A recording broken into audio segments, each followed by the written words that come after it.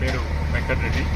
ప్రభుత్వం నూతనంగా ఏర్పాటు చేసినటువంటి కొడంగల్ ఏరియా డెవలప్మెంట్ అథారిటీకి స్పెషల్ ఆఫీసర్గా నియమితులైనాను.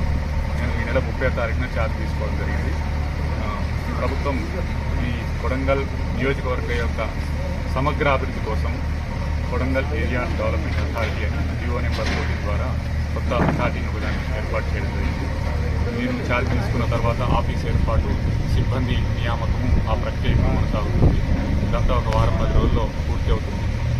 తదుపరి ఈ ప్రాంతంలో ఎలాంటి వనరులు ఉన్నాయి, ఉన్నటువంటి ప్రభుత్వ పథకాలన్నింటినీ సమన్వయం చేసుకుంటూ ఈ ప్రాంత సమగ్ర అభివృద్ధి కోసం పథకాలను ఏ విధంగా అమలు చేయాలి, ఇక్కడ ఉన్నటువంటి విద్య, వైద్య, ఆరోగ్య మరియు ఇతర రోడ్లు, మౌలిక వసతులు, మరుగునీటి పారుదల వ్యవస్థ అయిపోయింది, పరిశ్రమల స్థాపన అయిపోయింది, ఉపాధి కల్పన అయిపోయింది, వీటన్నిటిని దృష్టిలో పెట్టుకుని ఒక